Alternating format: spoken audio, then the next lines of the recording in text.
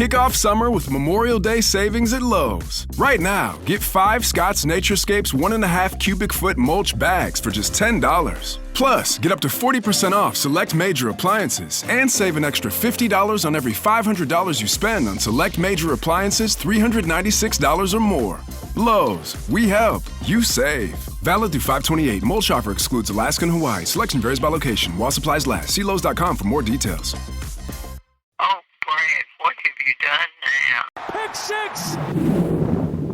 Today we are talking Ready to Rumble from the year 2000, when die-hard wrestling fans Gordie Boggs, played by David Arquette, and Sean Dawkins, played by Scott Conn, witnessed their hero, WCW champion Jimmy King, played by Oliver Platt, get dethroned and humiliated by a rival and a corrupt promoter. They make it their mission to help him reclaim his glory. With big dreams, little experience, and hearts full of loyalty, the two friends embark on a wild, over-the-top journey through the world of professional wrestling, full of body slams, betrayals, and a bizarre training montage featuring real-life WCW stars like Goldberg, Diamond Dallas Page, Booker T, and Sting. Ready to Rumble is a chaotic love letter to the spectacle of sports entertainment, packed with slapstick comedy, underdog charm, and a ringside absurdity. This is 2000's Ready to Rumble. Buenos nachos. Gordie, I didn't know you spoke Spanish. Are you fluent? No. I feel fine. Gordie and Sean had dead-end jobs. People always said I was a dreamer, an idiot, and a waste of life, and I will never amount to anything. Hit me, baby, one more time. No luck with the ladies. Brittany, let's go out again. We'll talk about me and you. Dude, you're in there. And no one to look up to. Freeze! Your sister shot her first perp today. That's nice, Gabby. But at least they had a hero. Jimmy King is the greatest wrestler of all time. Wrestling's fake. Wrestling's not fake! Down goes Jimmy King! Oh my God, a 4-post massacre. No one can survive this. This isn't even a pay-per-view. No! Damn it! Damn it! Damn it!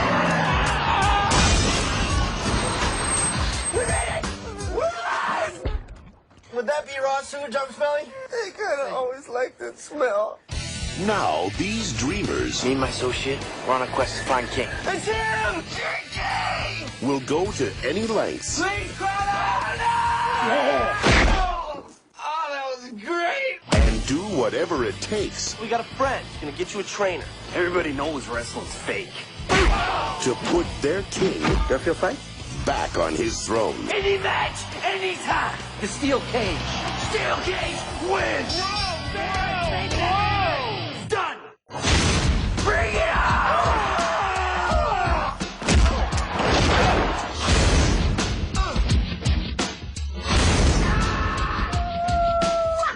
We are ready to rumble! You chicks rock.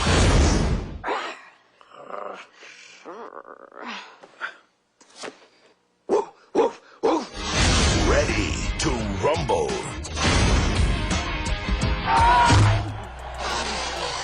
Pick six! Hello, everybody, and welcome to the Pick Six podcast. I am your host, Brad Gilmore, as always, joined by the General Jeff Smith. Jeff, how are we? I'm well. How are you? I'm doing great, man. Look, today is a great day. Today is a great day because the whole idea of this podcast is to expose the other to movies that might be guilty pleasures, movies that might have gotten a lot of spins, as the kids say, in the VHS tape decks and things of that nature. The ones that perhaps you were one day too long on your rental and you got it to that Blockbuster right after the time because you wanted that one more watch of it and you weren't kind. You did not rewind. That's what these movies are all about. And there was we did so far, I'm halfway through now my picks because I did The Phantom, you did Ed Wood, and then I did On Her Majesty's Secret Service, and then you decided to counter with North by Northwest, which I like how we're doing this chess game here with one another. And then I said, you know what? You want a cinematic classic? Well, too bad. Too bad. because we're going to go into the world of pro wrestling with That range. Ready to Rumble. And it's our first movie in the 2000s. And it's actually in the year 2000. And boy, did it feel like the year 2000. I've got that written down. That's one of my notes. Boy, oh boy. Yes. I think when My Own Worst Enemy by Lit kicks in, I'm like, here we go. So there's several thoughts, obviously, we're going to get into in this movie. We have our categories that we'll do, but I'm going to start just kind of with a little bit of a soliloquy on where we were in the world in the year 2000 and why this movie got made. Because there's been several movies about wrestling or wrestlers, especially in the last several years. You just had a movie come out a couple months ago, Queen of the Ring, which was really, really good. You have The Wrestler, Darren Aronofsky's classic, The Wrestler. And you have several other films and television projects that come to mind, with like Glow and Heels. A lot of things. This one, I would say, is not at that cinematic achievement of a real gritty pro wrestling story. Wasn't there a Henry Winkler movie where he was a wrestler back in the day? If not, I'm going to write that down, because even present day Henry Winkler would be at least the manager, at least the Sal. Yeah, we're going to have to talk about Sal. I have a lot of great stuff on Sal Bandini. So you're saying this movie does not pull the curtain back as much as some of the other wrestling media out there as far as the story or the presentation of professional wrestling? I would say that's accurate. I would say that it one of the problems with the movie, and there's a few, but let me start by saying I love this movie. Yes. I love this movie. We can love and also see the flaws, much like children. Exactly. Yes, that's exactly what I thought about. So, yes, first off, I love this movie. I have a lot to say about the background of it, and we're going to get to that right after I answer your question. I think that it plays with it. It goes in and out of, we want to show behind the scenes, but we also want to stay in the make-believe and kind of like balance, like walk a line, because there's some things in here that are just so ridiculous that obviously have no basis in the reality of pro wrestling, or should I say the reality of wrestling. And then there's also things in here that are wrestling oriented, and there's some stuff sometimes in the same scene. And there's also a few things that I think were pulled from real life in some ways and used in this script. And I can see where the writers or writer, I don't know how many people made a pass at this one, who weren't credited. It's written by Stephen Brill, but I can see where perhaps he was trying to pull from in certain regard. You know, this was a great run for him, Stephen, because he did Ready to Rumble, but let's go actually back up a little bit.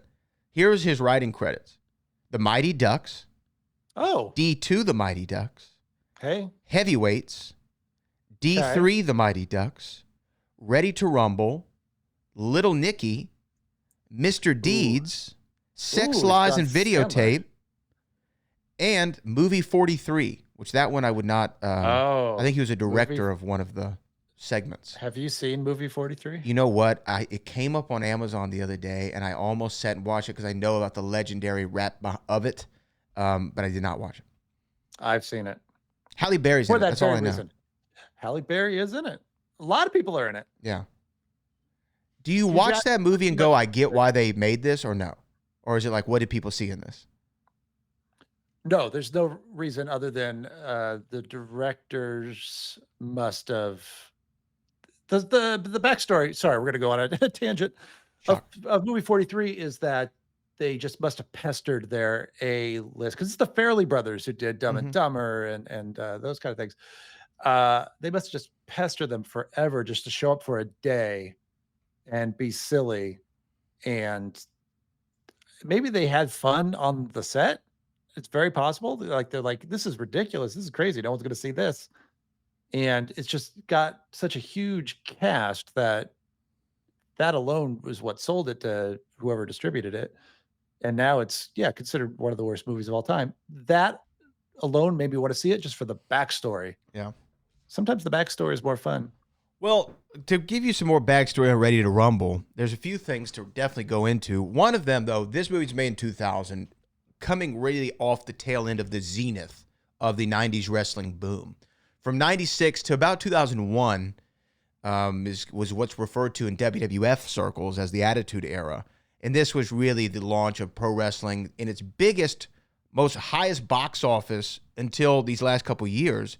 The 90s were for pro wrestling. 80s, mid-80s was huge with Hulkamania, and then it kind of lulled out in the what's known as the new generation, which WCW kind of wasn't doing much. They were a third-rate company, essentially. Ted Turner owned them.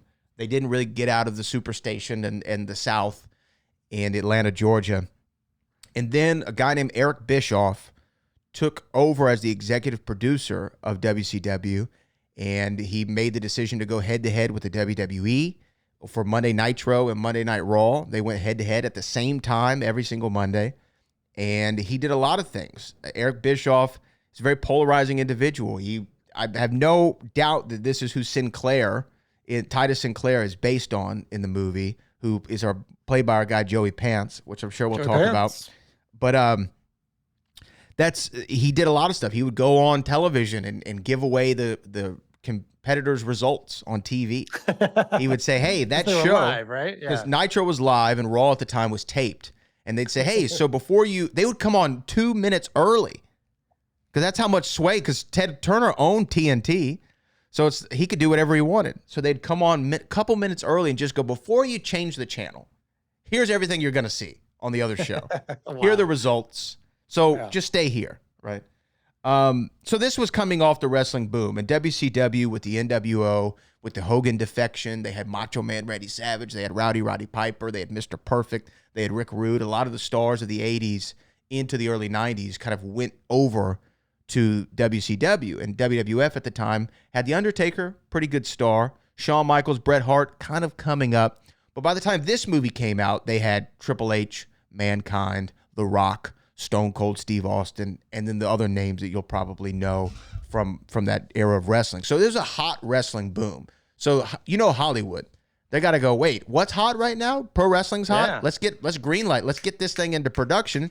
And you have two leads in David Arquette and Scott Conn, who at sometimes I found myself laughing out loud, and sometimes I found myself rolling my eyes. But David Arquette, huge pro wrestling fan, continued to be a pro wrestling fan, which I'm sure that we'll get into. But Jeff, what did you think of this movie? Just your overall thoughts at first. Okay. I agree with you. One of the very first things I thought of was, oh my gosh, 2000. The funny thing about nostalgia is you don't realize that there are tropes when you're living in the middle of it. And you don't think, oh, this is going to feel sometimes, but for the most part, you don't feel, oh, this is going to feel so 2025. And in the year 2000, in the late 90s, I went and saw a lot of movies in the theater. And this was one, obviously, it's a PIC SIX. I did not go see. But as soon as it started, it reminded me a lot of movies like a Road Trip and those kind of comedies from the late 90s and early 2000s. And I appreciated the beginning where it kind of went into a weird fantasy sequence. And I thought, oh, we're going to do a lot of that. And we really didn't. And then my next thought was, how old are these guys? So I immediately had to Google, like, how old are they? Because they should probably be teenagers. Or they seem a little old. And Arquette was 29. Wow. His character is almost 30. Wow. Doing what he's doing and feeling what he's feeling in this movie. But he's playing younger. I hope. He's playing like 21.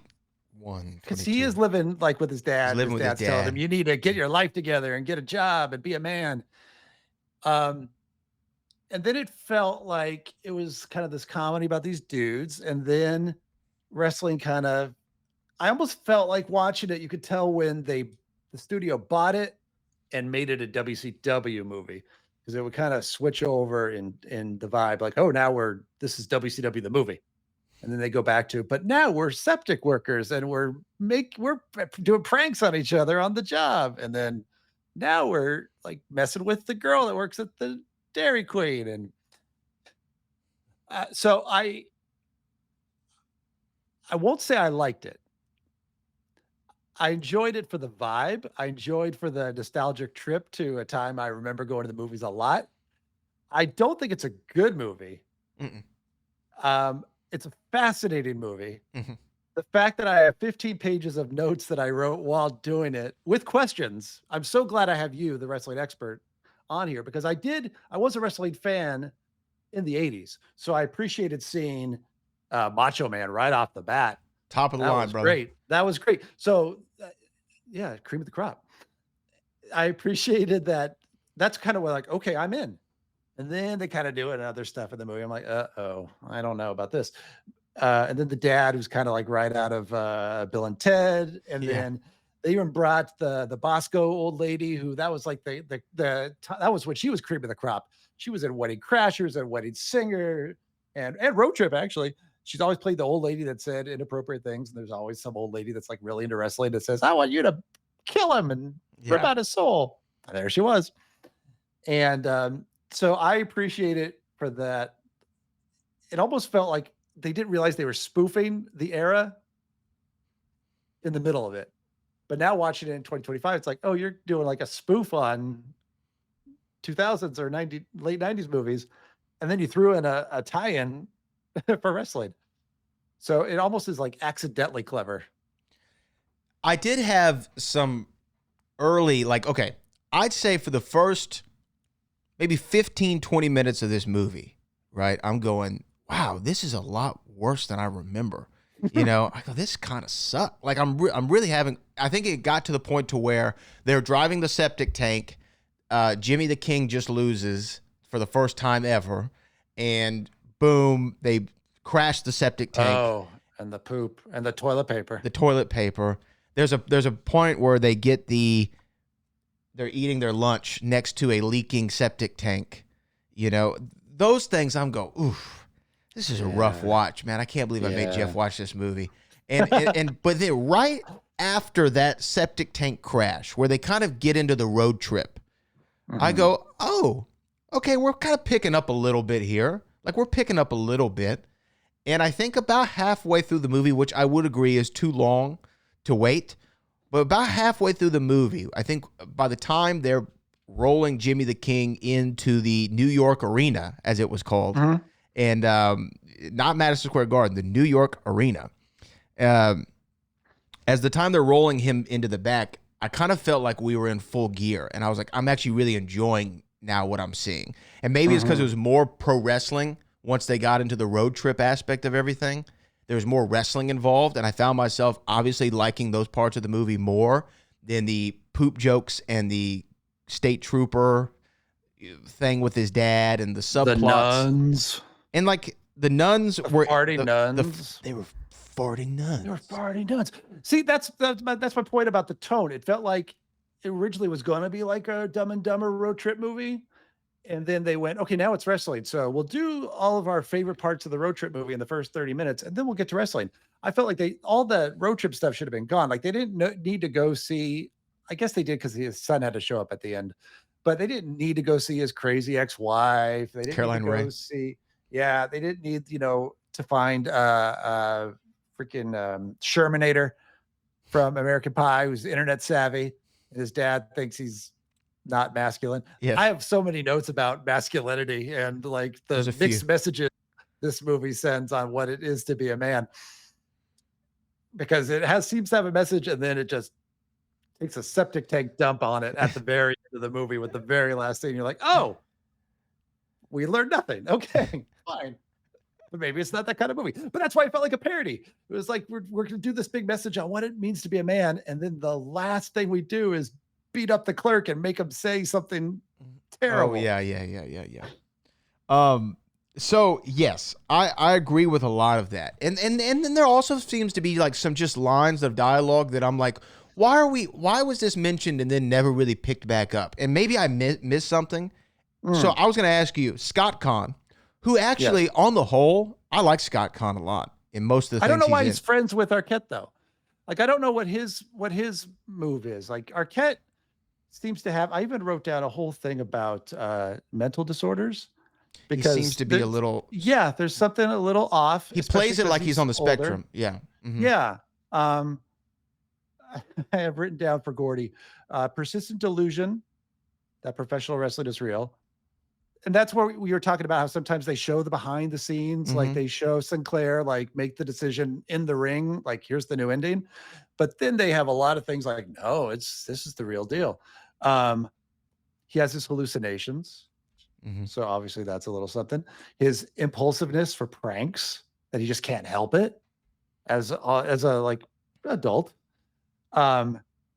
His weird takes on intimacy. Yes. With our good friend Rose McGowan, is very strange. And then just, of course, disassociation from reality after Jimmy King loses. How he decides, you know what, we're the only ones that could change this. He doesn't decide, oh, that match sucked, like a lot of wrestling fans would. Like, I'm disappointed with that outcome. I wanted it to be the other way. Nope. We are going to change our lives and fix this and go save this guy. It's got to be us, the adult fans. So he's got issues. Khan, I don't know why he's there. At the end, he goes all out and becomes the manager and stuff. I think he's just kind of along for the ride. I think he's a fan. And then looking back and having him introduce the movie by talking to the little kids, which is also a weird mixed message too. They're even kind of saying like, this is for kids. And are these adults funny that they believe in this, but then they take them seriously? I don't know, very schizophrenic movie, which is funny that we're talking about mental disorder. The movie kind of has that vibe as well. The movie does have some mixed messaging. A few things I wanted to ask. First off, with Scott Conn, there's a line of dialogue where after Gordie's dad like shakes them down at the convenience store, which also grabs his private part stuff, which made no sense. And then he was like, would you like to be on the other side of this shakedown? And then Scott Conn was like, so you want me to grab your nuts? Which I thought was that line was actually kind of funny, but also so strange. I don't understand what the point of like, was it that a commentary on like the guys who are always hyper masculine or actually are secretly closeted? Well, it was 2000. Gay jokes were the big. Rage. Yeah, they were the rage. Here's the other thing. Right after that, they're in the septic tank driving, I think, to the job site to get or whatever, right? And Gordie goes, man, my dad sucks. And then Scott Conn's character goes, well, at least you got one. And then he's like, oh, yeah, right. Yeah. And then I never hear about it for the rest of the movie. It, right? I never remember hearing another line of dialogue. There could have been one, but I didn't hear it. So the fact that I didn't hear it, I did write a note. I was like, and I was going to ask you, is this a joke because Scott Conn's dad is a legendary actor? Conn? Oh, if it is. Was that supposed to be a joke? Like, at least you got one. Yeah. Mine's been The Godfather. He should have been Superman, you know? Yeah. Like, I don't know. It's kind of like those things in like the movie, another wonderful classic bad movie, The Room, where the lady says, well, it's official. I have breast cancer. And then you never hear about it again. That's it. You never hear about it again. Yeah. Little drop like, hey, my dad's dead. Yeah. And then that's it. So it's like, yeah, Gordie, your dad might be a jerk, but learn to like him because at least you have one. Yeah, at least you have a dad to grab your balls. Yeah. And then, so there's a few things, but there's the other thing on Scott Conn's character, what was his name again in the movie? Do you have that note? Yeah, I do. Sean. Sean, yes, Sean. Couple things on Sean. He actually seems a little too good looking to be. They both do. But I'd say Scott a little bit more. He's a handsome man. So when he's having issues with the Dairy Queen girl, and this, I didn't want to say that because I think it is a probably negative stereotype to typical wrestling fans. I mean, let's all pause for a second, everybody, and look at Brad Gilmore. Very handsome man, big wrestling fan. So obviously there are exceptions to the rule. I think most of them look more different. There's a stereotype. There's a stereotype of what you think a wrestling fan would be, and it's not James Caan's son. No, who doesn't really give an indication why he's a super fan of that, when really he should be so busy having lots and lots of intercourse with women that he should have no time to know what wrestling history is. Well, yeah, he just seems a little too good looking, and not that David Arquette isn't, but also I'm like surprised in some ways that Arquette becomes the wrestler and Scott Kahn's the manager. Because there's also some like athletic moves, even when they're there at the job site. Scott Kahn hits him with a suplex. There's a point I think where it's DDP's on the ground and Scott Kahn like slides in and like snakes his legs around DDP's throat. Really good. And he kind of seemed like the better athlete to me. Should Arquette be like the funny sidekick and not the lead? Well, I feel like David Arquette was a lead at the time. Like, he's a lead in a movie, in my opinion. Like, if you're going to have him and Scott Kahn, it's definitely David Arquette. Now, Scott Kahn will go on the very next year and be in Ocean's 11. So he was on a pretty good run after this movie. But you do see him. He's a balloon boy. That's from Ocean's 11. That's my favorite line. You do see Scott Kahn here and go, wow, this guy actually. Maybe I'm just all in on Scott Kahn's character and just the way he did it. He's good looking. He's a good looking guy. And he also was like charismatic. And I felt like, oh, wow, he's got a good on-screen presence. Like you like watching this guy. To whereas sometimes with Arquette, although I'm a big fan of David Arquette, obviously, and we'll talk about the real life wrestling that happened after this with David Arquette. I have read about that. That is controversial. Yes. But he to me, I just found myself going like, this Sean guy is cool. Like, this is a cool guy. Even he makes the bracelet, which was like a really well done WWKD, and he was thoughtful enough to make Gordie one too. Sell those. God, he was. He's hitting. He's not. His mental illness must be self-esteem, because he should be. He's got. He's just. Yeah, he's better than this. Come on, dude. Yeah. And so he's too maybe codependent with his pal. Maybe that's it. He's just like, he's grown up with this guy, doesn't want to leave him, kind of maybe feels bad for him. And he works at a septic tank, which I don't know. And again, this is a terrible stereotype. I don't know how many good-looking Hollywood types work in poop. Right. And there could be. There very well could be, but we don't know. The stereotype isn't there. Let's talk more about the stereotypes here for a couple things. One, mainly, it's an odd, and I'm trying to figure out the depiction of the pro wrestler, or the pro wrestling fan, rather. Because at first it's like, oh, this is for kids. These guys are kind of lame losers. They're stupid. They drive a septic tank. The hot girl won't go out with them. They live with their parents, and they're probably a little bit past the prime of living. If they're alive. Even the other guy who they encounter, the internet guru, he's at a gas station playing a arcade version of Jimmy the King. He's kind of like a loser. The big star Jimmy the King is depicted as a big loser, and that's something I do want to pick up on as well. And then even the girl who also works at the Dairy Queen, not like the one, not Brittany, the other one. She's kind of made to be a bit of a loser. The old lady is made to look crazy. And I was like, there's not a great commentary on pro wrestling fandom in certain parts of this movie. And I don't know, did you think that the film that was a pro wrestling driven movie almost made it look like the pro wrestling fans aren't supposed to be like cool people? They're all supposed to be like a bunch of losers? Well, this is the biggest time in pro wrestling. That's why I was like, it's interesting. But like as a kid, it did start off like you almost like were undercover about being a wrestling fan. You go, oh hey, you watch wrestling? You watch it? Oh yeah, I watch it too. And look at the people that don't do it in shame. They're standing in front of the convenience store preaching, and the weird bald clerk comes out and mocks them, and then goes back to work as the convenience store clerk. Yeah, that felt like it was a dream sequence before the dream sequence even started. Like, okay. I don't know. It seemed like they didn't go all the way with either side. Like either make them cool or make them really weird. But they just kind of made them like, nobody you want to necessarily hang around with or watch or go to a match with. Yeah. That'd be the person that would sit next to you to go, oh, like not even in an entertaining way. Like sometimes when they're super enthused, you're like, all right, this is at least going to be fun. But they were just weird, but not in a fun way. They were weird. And even going back to the opening scene of the convenience store clerk, it was a line that me and my friends would quote to each other. Gordie, why does it look like you have your finger up your butt? Because I have my finger. Because I do. Yeah. And then he's like, he shows the clerk the Slurpee, and the guy goes, "Oh," he goes, "That smells like it came out of my ass, right?" Yeah. Oh, that's awful. How did you drink that? Well, I struggled through most of it, and then the butt fruit just sank to the bottom, and I'm like, "What is this movie I made Jeff watch?"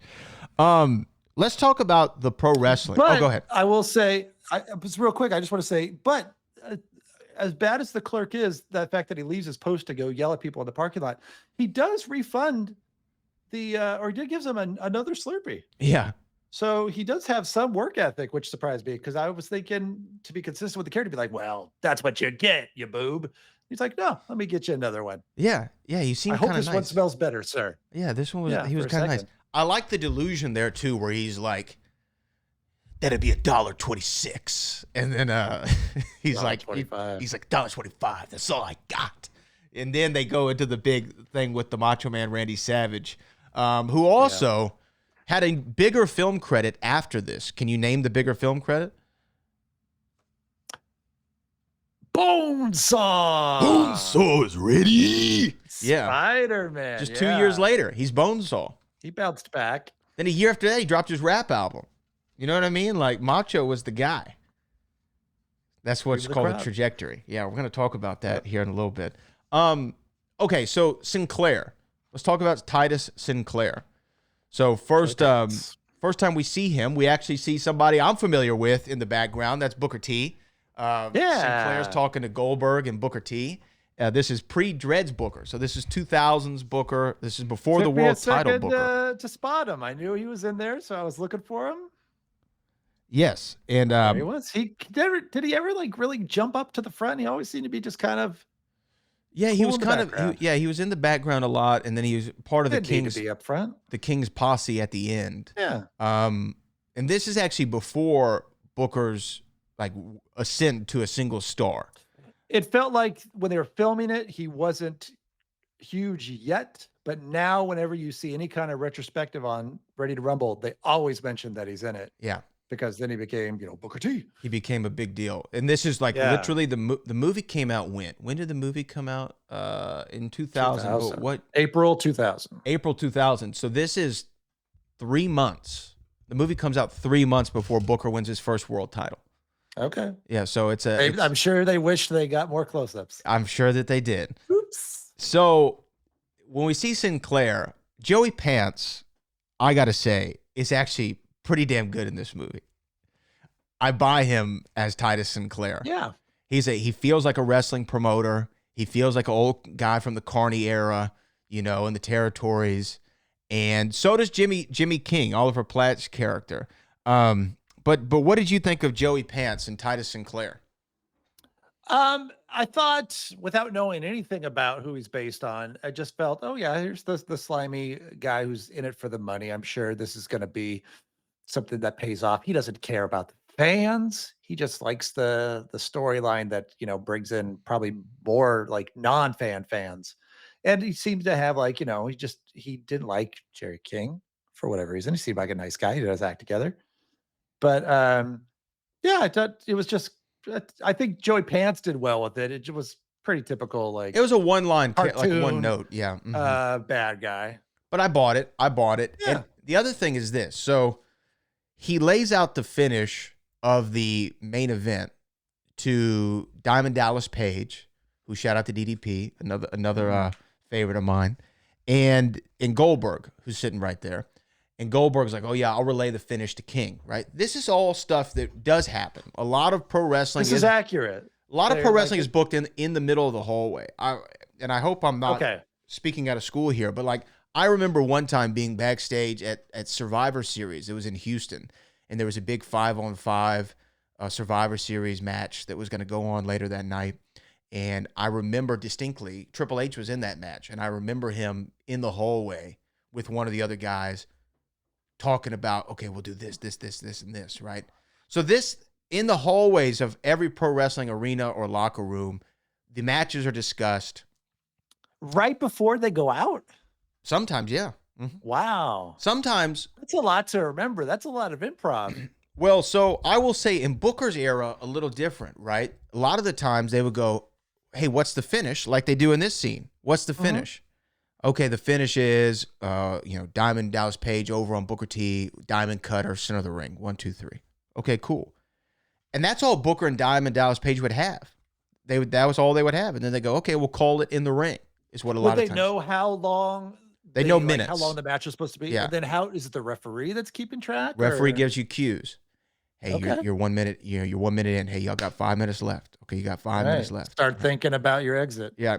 Work to the finish. And then there's a couple signals like, hey, y'all need to go home. If someone says go home, that means you're running short on time. It's time to get to the finish. So that's what the ladies sometimes tell me. They tell you to go home. It's time to go home. So a lot of guys of this era would just know their finish. And so what we saw in the ring, this is another thing where they're trying to kind of reveal a little bit behind the scenes. Right. When Jimmy King and Diamond Dallas Page are actually wrestling, it's like, hey, give me a hip toss. Give me a this. Give me a that. Leapfrog, whatever. Like they'll call what's called spots. They'll call spots to each other. So how are we in the crowd not noticing? Because I'm just thinking back as a kid, I never could tell they were talking to each other. So this comes in certain things, right? This is why a lot of wrestlers tended back then to have long hair. Because if there was two reasons. One, if you get hit, boom, that hair flies. So the guys all the way up there in the cheap seats, like where our Sean and Gordie were sitting, they could see the action. And also, if you lean your head forward, that hair covers your mouth. So you can go, all right, brother, tackle, drop down, leapfrog. And a lot of times if they have you in a headlock, that headlock was for two reasons. Let's rest for a second. Let's catch our breath. And then let's figure out where we're going. All right, hey, we're going to go here, here, here. Let's go. Boom. And then you go into it. So a lot of the times guys wouldn't know anything they were doing other than the finish of the match. That's all they would know. So they would call it in the ring, a lot of improv. And these guys would work on house shows. So many times, if say Jeff and I, you and I were in a program wrestling each other, we might wrestle on TV once and on pay-per-view twice. But we're wrestling on these live events that are not televised a dozen times. So we have time to work out what our quote-unquote match would be. Like, and what you could, do, what I do. Make little, it doesn't have to be the most exciting thing in the world because it's not going to be documented. Right. And there's no like big stakes or anything. No title changes. I went to a couple of those as a kid where when I got there, I realized that, the cameras weren't there. And even as a kid, I thought, well, Jake the Snake ain't taking the Intercontinental Championship tonight. It was like steel cage match with Macho Man during that era. Oh, that's cool. And when I noticed the cameras weren't there, I'm like, well, they're not going to change the title tonight. They're not going to tell us later, hey guys, you missed it. But in Long Beach, title change. And Jake the Snake is the new Intercontinental Champion. So to me, a lot of that reads true. Like calling it right in the locker room, in the hallway, in the ring. Now, there's a part where then Sinclair brings DDP aside and goes, hey, you heard everything I said? Screw that. You're going over. I told you I'd take care of you. Diamond cutter, whatever, 1, 2, 3. That obviously wouldn't happen. But there is a famous wrestling story. I know this. That has happened before, and this is... Was it before or after this movie? This was before. It was. So this could be based on... The Montreal Screwjob. Bret Hart, right? Yes, as it's referred to. The Montreal Screwjob with Bret Hart and Shawn Michaels. Where for non-wrestling fans, what happened? Bret Hart was the champion. He was leaving to go join WCW. And he didn't want to lose to Shawn Michaels. They had a long professional rivalry with one another. They were in Montreal, Quebec, Canada. Bret Hart's a Canadian. He didn't want to lose to Shawn in Canada. These are guys who had real-life heat, as we call it, with each other. They hated one another in real life. They had incredible chemistry, but they hated each other. There are a lot of real, quote-unquote, shoot moments that happen on television where, Shawn one time said Bret Hart has had some sunny days lately, and that was alleging that he was unfaithful to his wife with a wrestler of the time named Sunny. There was a real-life fight they had backstage where they were scrapping with each other and had to get broken up. So there was some real-life That's a shoot moment. That's a shoot moment. There's some like, real-life shoot. heat. So Bret doesn't want to lose the title. Vince McMahon says, no worries. Go out there. We're going to have a big schmoz ending. It's going to be a disqualification, whatever, whatever. And then allegedly somebody said, hey, if Bret doesn't want to do business, we'll do business for him. and Sean went to go put Bret in the sharpshooter. Vince was standing there ringside, said, ring the bell, ring the bell, ring the bell. And Bret Hart was legitimately screwed out of the championship on live pay-per-view. And then afterward, punched Vince McMahon in the face in the locker room. Gave Vince a black eye. There's a great documentary about all of this that happened in real time called Wrestling with Shadows. If you've never seen it, I highly suggest it. But I did feel like this is what that could have been based off of. Yeah. Have you seen Wrestling with Shadows? No, I know the story, and I don't know how I know it. Maybe just from like YouTube or even I saw the Vince documentary on Netflix. Was that included in that one? Yeah, it probably was. Maybe. I think it's a story that even if you're a casual wrestling fan, you know of. And since also Bret Hart was from, Hart Foundation is from my era of the 80s, and I loved the Hart Foundation back then. I used to like the bad guys. So I'm aware of it. So yeah, when I saw that, I thought, oh, this is going to be an interesting movie too. They're going to take things from real life, and then not really. So they kind of did. I thought the character of Jerry King felt like Jimmy King. Other wrestler, or Jimmy King, sorry. Jimmy King felt like other wrestlers that I remember from that era too. Would you consider him like an amalgam of? I think that he's an amalgamation of a few people. I think he's a little generic, but I think his backstory is like kind of very common, like coming up on, a Southern circuit. Why did I call him Jerry King just now? Because Jerry the King Lawler was a Memphis wrestler, kind of a similar build-ish look, kind of a little bit out of shape, kind of. yeah, like kind of dad bod, but you think could actually kick your butt, But and the story of Jimmy King on the road is like, he's not there for his son, and he's not faithful to his wife, and he blew all his money. These are stories that have been told in the history and annals of time of wrestling. It's like rock stars. Like rock stars, very similar run in the 80s. And the only thing that's unbelievable is like having a wrestler go 14 years without ever losing before, and then they're going to just screw him out of the title on a Nitro. That seems kind of unbelievable. And then things that continue to happen, like showing up backstage.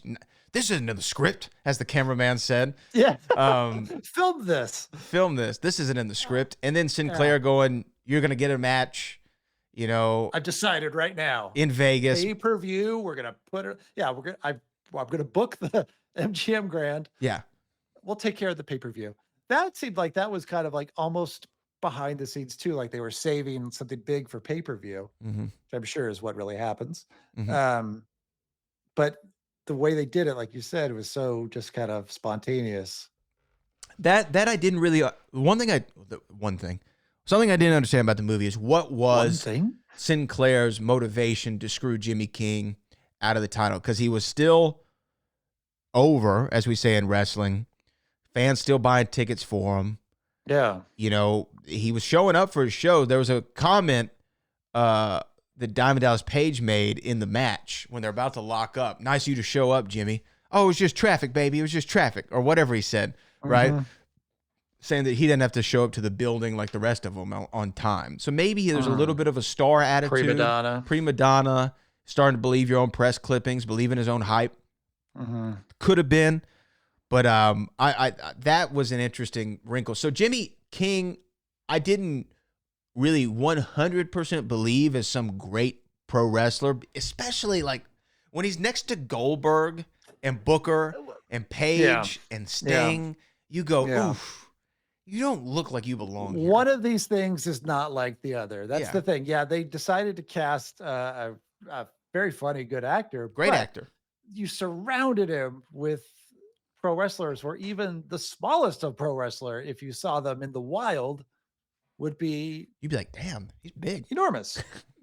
Yeah, and when I remember thinking when I saw that it was Oliver Platt, he was a musketeer, but I don't think of him as a big guy. I don't know who you would cast back then or even cast now to play a pro wrestler that didn't come from pro wrestling, at least athletics or something.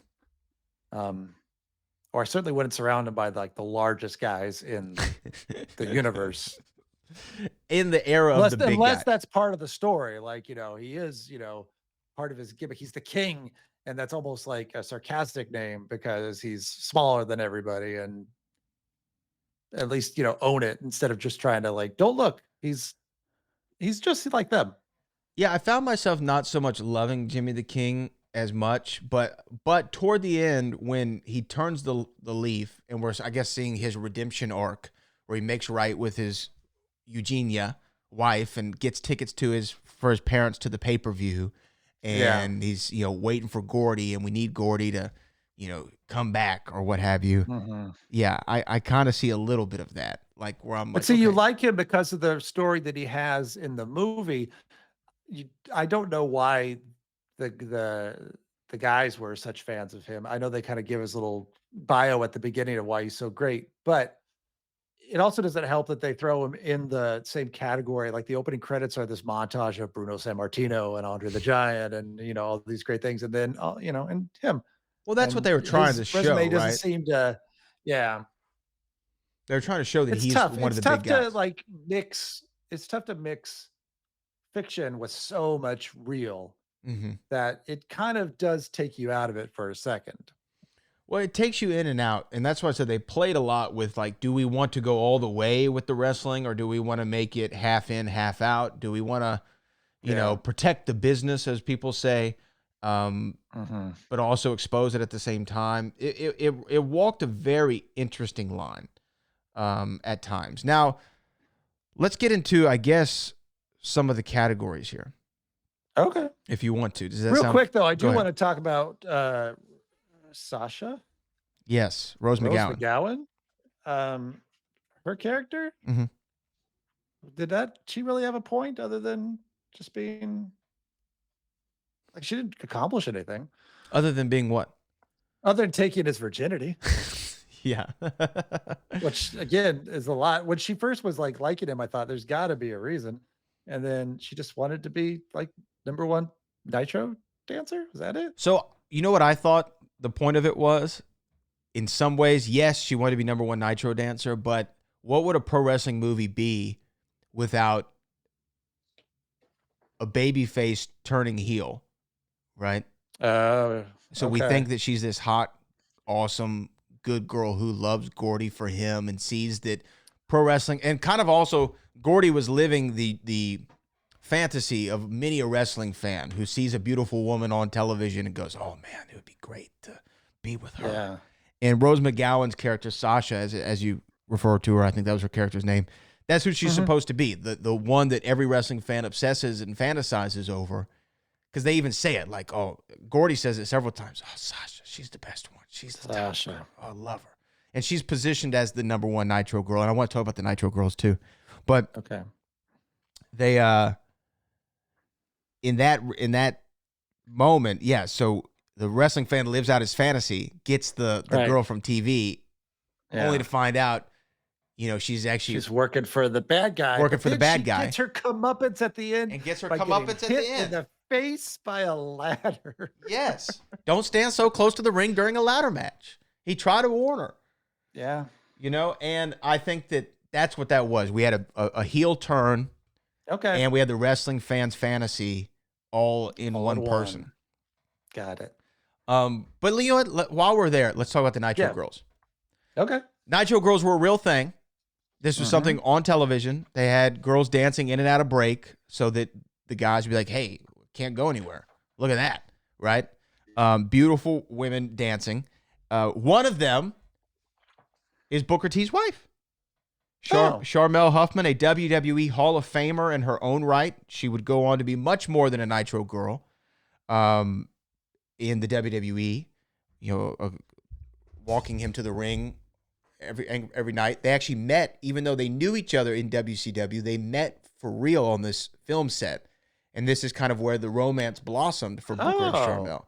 Okay, well, then it's all worth it. It's all worth it. This movie was worth it for that reason alone. And it was cool to see her in the movie a few times because obviously I've known Sharmell for now 13 years or whatever it's been. But one of the interesting things was at the end of the movie, and then we'll go into our categories. At the very end of the movie, you see Sal Bandini, in the back of a Hummer that one of the Nitro Girls was driving, and they picked up Gordie and Goldberg and Sean, and Sal Bandini's in the back, and he's in the like a hot tub, it looks like, with 2 Nitro Girls. The one on the left was Charmel. She's the one who kisses him on the cheek as the credits roll, essentially. And so I texted her last night and go, hey, I watched Ready to Rumble for the first time in forever. Why did I never realize that you kissed Martin Landau on the cheek at the end of this movie? And she sent me back the laughing emoji eyes. And I said, was he awesome? She said, yes, in all capitals with exclamation points. She goes, I just remember him holding court when we were on set waiting to film. We would all gather around him, and he would tell the best stories. Martin Landau, what a mensch. Yeah. You know, what a mensch. Who's become like our unofficial... He's the mascot. PIC SIX star. And we haven't even talked about him yet. But this is the third of 5. 6 or 5, that he's popped in. Martin Landau is becoming a PIC SIX constant, and do we want to talk about Landau before we get into the categories? We might as well. So Landau, I also think, is based on a real life person.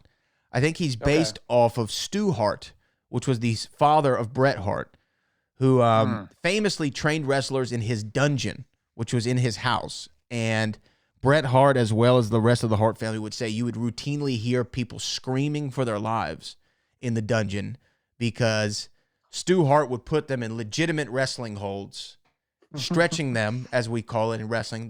He'd stretch them until they would quit from the pain. And I feel like that's supposedly who I think Sal Bandini is supposed to be, a Stu Hart archetype of the old school trainer who, even though he was old, he could still kick your butt and put you in those legit wrestling holds like he did with the high school wrestling team. I see. Yes, he had his own little wrestling school, but if I'm correct, had Jimmy King never heard of this wrestling school when he got there? The guys did? No, I think they set up the visit to the school, but you hear Jimmy King go, Sal Bandini, it's an honor, and then he throws him on the floor, right? Sal Bandini, want to wrestle? So I think he's one of those wrestling OGs that you hear about, and you're like, wow, he was such a legend in his time. You know, like maybe Killer Kowalski or any of those kind of guys. Baron von Raschke, some of the great AWA stars of yesteryear in the 70s. And I think that's who he was supposed to be, like a bygone era star who was still training. Yeah. Yeah. He's like Luke Skywalker in the sequels. Yes. Yeah, he's like the Luke Skywalker, and he's wrestling and helping Jimmy King, who I guess is meant to be portrayed as not really a good wrestler. He's just a big not star. Sure. Yeah, but maybe that's it. It was more personality back in his day. And it felt like I had to go back and check the years because I thought, oh, this kind of feels like the Rip Torn character in Dodgeball. But Dodgeball came after, 4 years after, I think, Ready to Rumble. So then it felt more kind of like a like Kingpin or what was the other one I was thinking of? Just it's the mentor that they go to in any sports movie. Yeah. This is the guy who's going to help unlock. It's got to go to Dagobah. Yeah, and this is also part of the unbelievability of this movie, which is he's training Jimmy King for, I guess what they're saying is going to be a shoot wrestling fight. Like he and Diamond Dallas Page are going to really fight in this triple steel cage match. Because that happens. Actually. This one's real. Oh, see, this is becoming like the whole pro wrestling insider. Okay, two things. This is what I was hoping for. Two things I want to bring up. One, there was an idea in the late 90s in the WWF of a thing called the Brawl for All. Have you ever heard of this? So Brawl for All would feature your favorite WWF performers competing in legitimate boxing matches on television. Oh. So they would actually go out there and fight for real and swing and hit. And it was an idea to bring in, I think it was, who was it they were trying to make in that? Dr. Death Steve Williams. So Dr. Death Steve Williams was a wrestler, and they're like, this guy's so badass, we'll put him in shoot fights. He'll beat everybody, and then he'll just get really over, and he'll be our next big star because he's a legit tough guy. And then a guy named Bart Gunn came in and actually won the Brawl for All. But guys were getting knocked out on television for real. They did it. So it wasn't just an idea. Not just They an did idea. it. They did it. It's Wow. one of the best and worst things in the history of pro wrestling because these guys were getting hurt. They were getting knocked out on television. It's just not a good look. So sometimes the shoot fights happen, and then there's things in wrestling to where sometimes, you know, the guys, they call it working a little snug, where maybe they're supposed to pull the punch, but they hit you a little too hard. You know, they potato you is also what it's called. And sometimes when that happens, you, as the receiving end of this physical assault, are allowed what's called a receipt. So if somebody gives it to you and they hit you pretty hard, you go, okay, I'm going to give you a receipt. And at some point during the same match, you will then return the favor. You will legitimately hit them some kind of way to inflict the same amount of pain in which they gave you. That's called a receipt, and it happens all the time. Even to this day, you see it. There was a famous one a few years ago where Brock Lesnar was wrestling a guy named Braun Strowman. Braun Strowman was working a little fast, hit Brock a little too hard, and then you see Brock tell him to slow the F down and then punch him in the side of the face. Wow. So he gave him his receipt right away. Immediate receipt. There's also a good story on YouTube you can find of Booker T and Steve Austin, where Booker hit Austin pretty hard, and Austin immediately gave him a receipt right afterward, and they discuss it on our radio show back in the day. Would you wait for it? Would you think like you would make I'd be him, like, patient. wonder when it was coming? Yeah. Yeah, that's what I would do too. I'd be patient. It's coming, and you have no idea when. You don't know when it's going to be, but I'm a hit. And you don't know Crap. what I'm going to hit, but you'll know when it's done. So not only is it weird that Jimmy King seems to be like training for a legitimate fight against Diamond Dallas Page, but then Sinclair is so worried about Sal Bandini.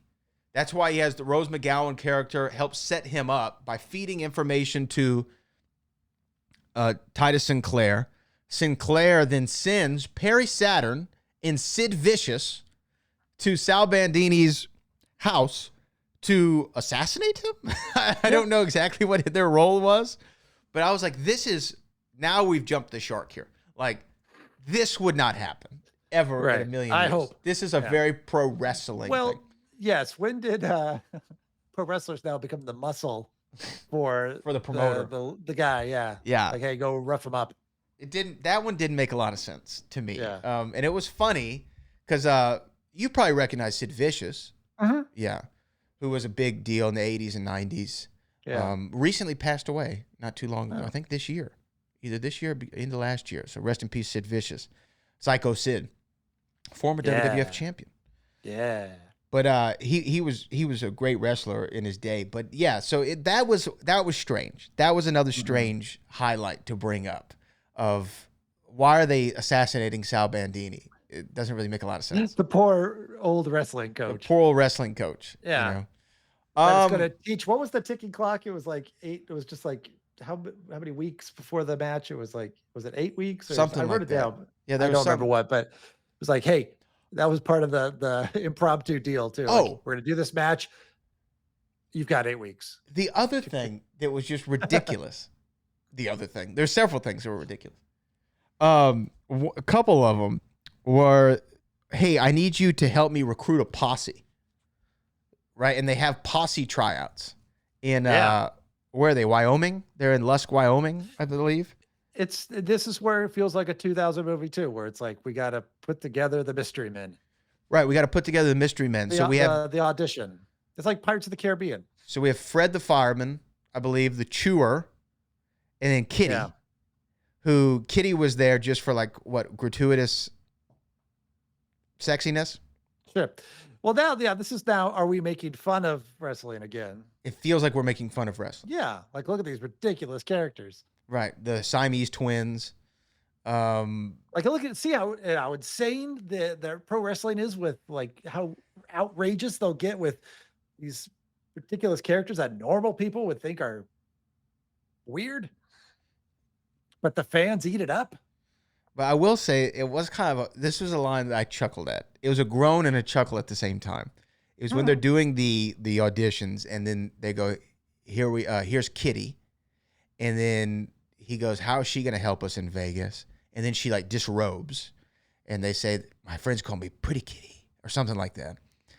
And then Oliver Platt turns to Scott Conn and goes, what is she going to do? Boob him to death?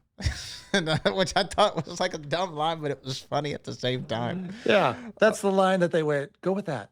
Let's go with that. Go with boob him to death. What were the other ones? What were the rejected ones? Oh, this was PG-13 though, right? It was a PG-13, although there was an F-bomb in it. Joey Pants dropped an F-bomb. Yes, he does. That one F-bomb. One F-bomb. That makes it cool. But I actually liked what I found Oliver Platt, his portrayal of Jimmy King, as it got more into the movie. You notice he ends a lot of stuff with baby. It's not good. It's not good for me, baby. I need to get out of here, baby.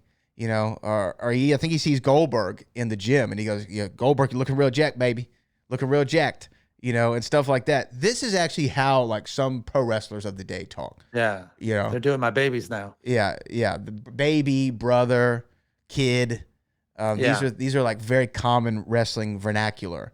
Even, you know, what's also interesting, and you may have seen this in your research, in that scene where Jimmy King is trying to get Goldberg to be a part of his posse, there is a young John Cena in the background working out at the gym. It seems like they never turned the camera on the right future superstar. They screwed the pooch on Booker and John Cena by keeping him in the background, and then John Cena is like a blink and you miss it. But this is before Cena, I believe, was even signed to WWE and the OVW. Okay. So I think he was. I know John Cena's career a little bit. I know he trained at UPW, which was in California. So perhaps they just put out a casting call to local hires to be gym studs for a wrestling movie, and then boom, here comes John Cena. It just happens to be the biggest star in the history of pro wrestling, maybe. Yeah, 17-time world heavyweight champion, holds the record all time world title run. But that's kind of cool. Like, hey, he's out of focus. He's out of focus in the back for a second. A lot of also weird edits in this movie, I will say. Just small things where it's edited strangely. It was weird that it kind of tried to have, and that was part of the tone too. Like when they did the fantasy sequence at the beginning, and I thought, oh, this movie's going to be like that. It's just going to be this crazy, like over the top acting. Mm-hmm. You know, it's all $1.25. So that's how we're doing it. Okay. So it's all going to be like this over the top. Everything feels like the Macho Man. This is going to be, if the Macho Man had a fantasy of a movie in his head, that's what we're going to watch right now. Right. And then they would do that every once in a while. And that's part of the schizophrenia that we talked about. Just, it was a lot. And it was just kind of like, I wish they picked. Mm-hmm. Me too. Because it seemed like there were some tonal shifts here. And then, then you'd have like the funny, typical character like Sal Bandini, who is my scene stealer crown because it's, it's Martin Landau. So, okay. So yes, we were in the same place here as far as that's an obvious one. Sometimes when we come up with our categories and we say like, who's the smaller character that steals the show, it's sometimes very obvious who it should be. Yeah. And again, I believe he was also our pick for scene stealer. Although Pretty Kitty's up there. Yeah. Pretty Kitty's up there. I don't want her to boo me to death. I think Martin Landau was also our person for our scene stealer for Ed Wood, wasn't he? I'm sure. I think he probably was. He had to be. Yeah. If he's not, I will change my answer. Because if he isn't, then I was trying to be clever. You're just trying to be like different. It be like, oh, I'm gonna make it be the guy that works at the studio that rejected him. Or no, it's got to be Landau. Let's see. Scene stealer Martin Landau for sure. Sal Bandini, want to wrestle?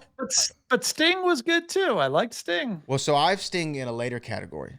Okay. Yeah, I've Sting in a later category, which I want to talk about. Big moment. What was the big moment from this movie? Kind of the moment you'd want to watch again and again. Do you have one? Is it the triple cage match or what is it? Yeah, I think that makes me want to watch that again. I keep mentioning, I must have liked the opening scene at the convenience store because I have mentioned that a few times. But I think that also had a lot to do with Macho Man because that's, my favorite guy. The best wrestler of all time is the Macho Man. Yeah, he's up there, at least top 5. I think Roddy Piper is my favorite forever. But I met Rowdy Piper. Yeah. One time. And it was a couple months before he passed away, actually. Sadly. Okay, how was But it? he was at Comic Palooza, which is where you and I were last year in Houston. And I remember going up there with a cameraman of ours named Telly, and we went over to him and asked if he would do a drop for Reality of Wrestling. And he did. He go, "Oh, Reality of Wrestling, be there, be square, babe," is what he said. And I remember, still had that bag of catchphrases. He was still cool, man. He was still Roddy Piper, the hot rod. And he's one. And I think Dusty Rhodes died right after him or right before. It was back to back. I was like, man, like 2 of the best talkers in the history of pro wrestling out, one after another. And Roddy Piper is probably the best, probably number 2, but real close to the best heel in the history of pro wrestling. Lovable heel too. Lovable heel. He said terrible things. If you go back and do a deep dive on some of the, I think he did blackface at some point. He did half blackface. Yeah, that's right. Okay, then it's to make bad. a point.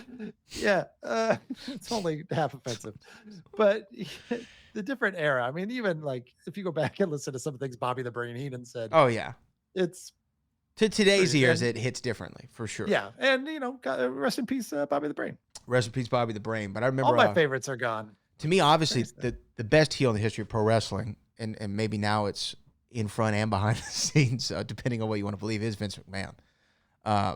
Best heel in the history of pro wrestling. Sure. I don't think he could help it. No one can cut a promo. Because it was an odd choice. Because when I, was watching, I didn't even know he owned WWF because he was just an announcer. What a maneuver. Jack Tunney.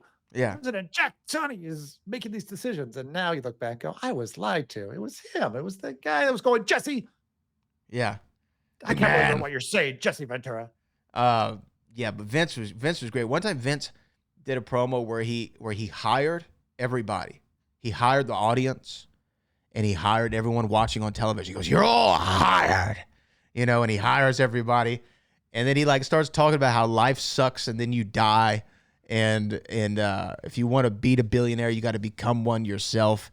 And I just hired all of you in this arena and watching from home just so I could say, "You're fired. Every one of you is fired." And I remember him doing this promo and thinking, this guy, I hate this guy. He's really good at it. Who would marry him? And then where would she end up? Where was she? She's not going to ever, do anything in public office. Nothing with education, I hope, because she seems smart. So that was our scene stealer. Big moment. We talked about either pay-per-view or the opening scene. It was cool to see Macho Man, even if it was for a second, because he's in the beginning of the movie, then he's gone. That's it, yeah. He's like, "I'm doing one day, brother. I'm only going to do one day." Yeah.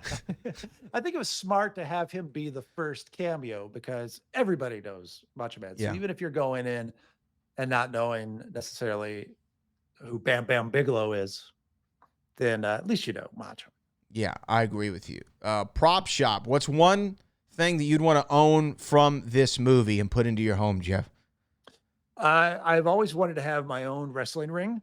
It's on my bucket list at some point to just bounce off the ropes of a wrestling ring. I don't need to climb up to the turnbuckle. I just want to bounce back and then run across and bounce back and then get out of the ring. That's fine. Next time you're in Houston, we'll make that a reality. I've always wanted to do that. Like crawl through. I want to see which one I go through. I don't want to go down Miss Elizabeth Way and have to go to the bottom. Oh, you're not going over the top. I want it. No, I won't go over the top. Your middle probably rope. The one below, but I also want to do the slide, like when they run in. Slide's cool. Slide head first in and see how far I get. Probably not far. Probably hit my crotch, but that's what I would do. So for me, I'll take a ring. I don't know where I'm going to put it, but somewhere. It's hard not to say the title belt. Although I have a replica of that championship hanging on my wall over there. So you already got it. It's hard to not say that one. And actually, that's a WCW replica belt, not like from the WCW era. So that's not even like a WWF copy. That is a WCW belt I have right there. Which always the belt.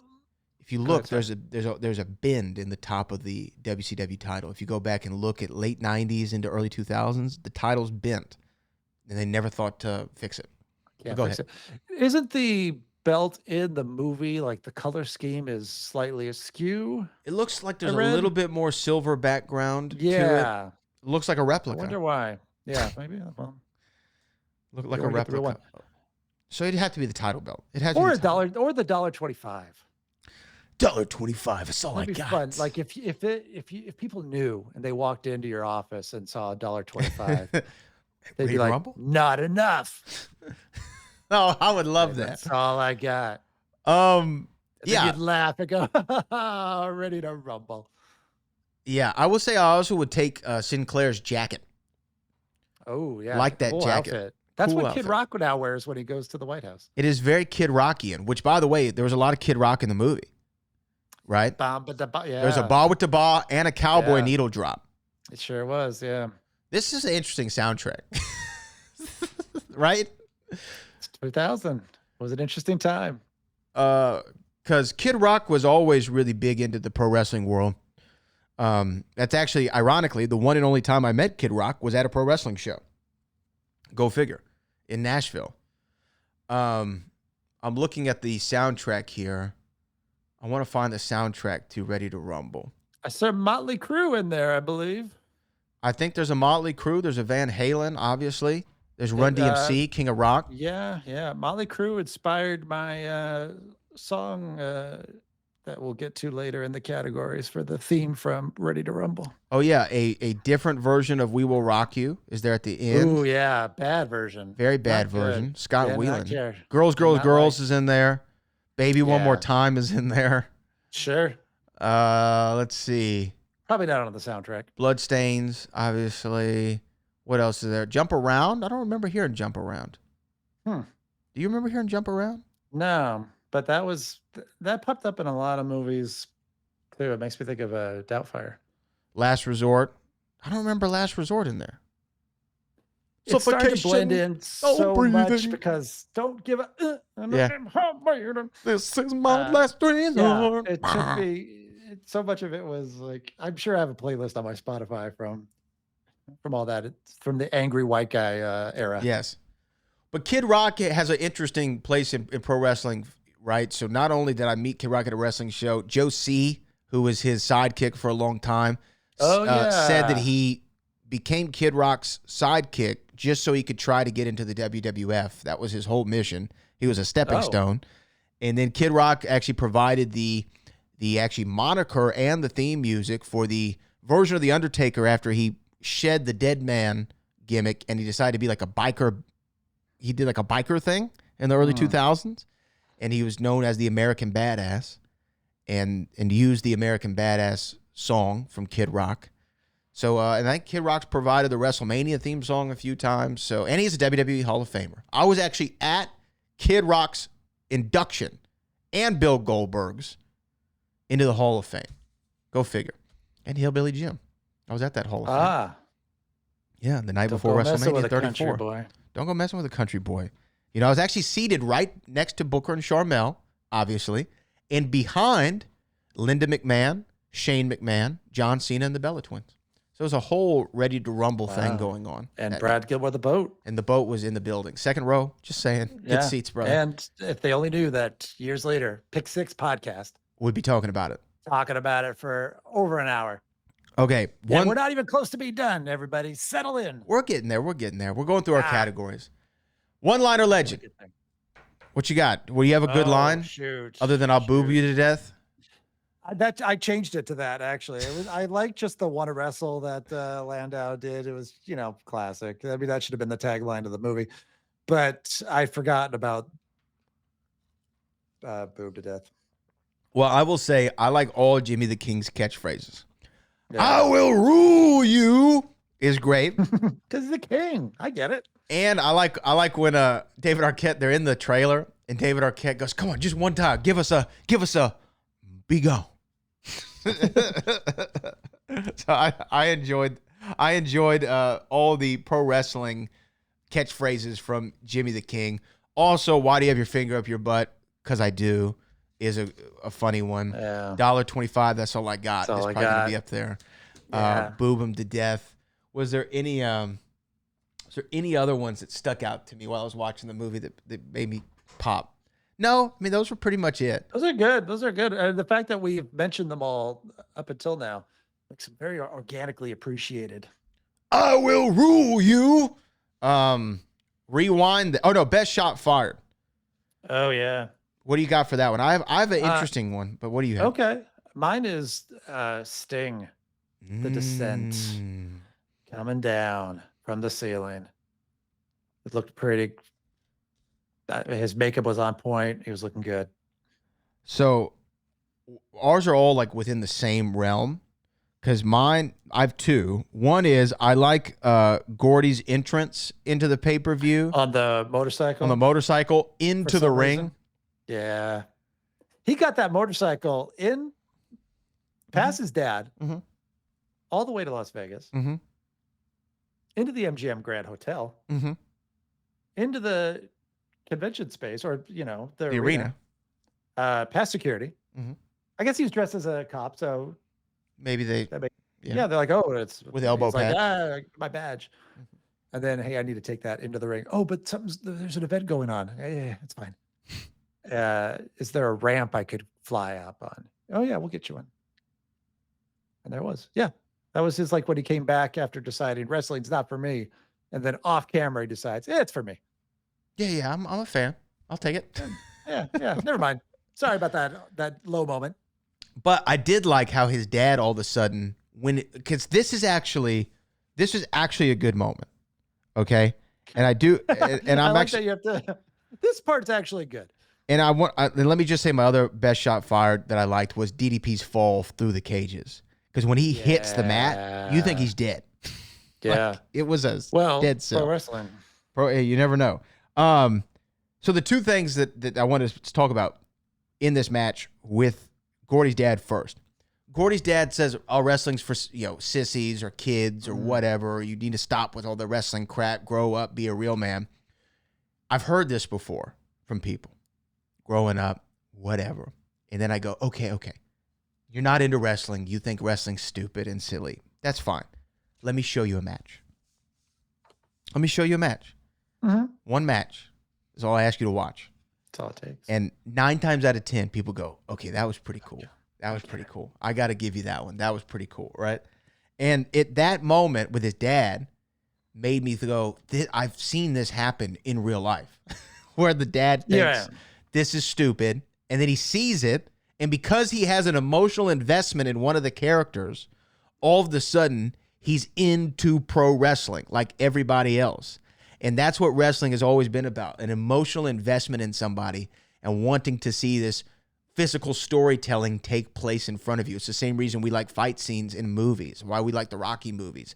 Rocky is pro wrestling. Like, it is a pro wrestling movie. Creed is a pro wrestler. Karate Kid's pro wrestling. But Apollo Creed is based on Ali, we would say, probably, right? And Ali based his whole personality on Gorgeous George, who is a pro wrestler. Yeah. So Rocky is pro wrestling. Karate Kid is pro wrestling. Pro wrestling is pro wrestling. So this was a great moment where I saw like a conversion of somebody happen into a wrestling fan. The second thing is, and I forgot what the girl's name is, the other girl from the Dairy Queen, not Brittany, but the other girl. Yeah. Who Sean ends up sleeping with on the trailer before they leave. And then we see Scott Conn butt on screen. There do. Whatever her name is, there's a moment when Jimmy the King wins and you see everyone celebrating, she's looking at the television, jumping up and down, screaming with incredible elation. And I know this is going to sound silly on the PIC SIX podcast about a movie that came out in 2000 called Ready to Rumble, which starts off with sanitation workers becoming pro wrestlers. But when she's jumping up and screaming like that, it does remind me of like why people love wrestling. And like there's something when you're at a wrestling show, Jeff, and you see the people who are bought in 100% and they have the reactions to the wins and losses the way that she did, you go, God, man, this is the best thing on earth. It makes you feel like nothing is better than this. And even when I'm watching the show from my commentary position, and I jump up out of my seat for certain things, it just reminds you of the romance that you can get swept up in pro wrestling. I know that sounds too deep for the Pick Six podcast, Am I Ready to Rumble? But it did make me think of that in that moment. It kind of touched me just a little bit. And then it cuts to Scott Conn, which was another great moment in the movie where he throws the powder in Diamond Dallas Page's face. And he goes, that doesn't work. Yeah.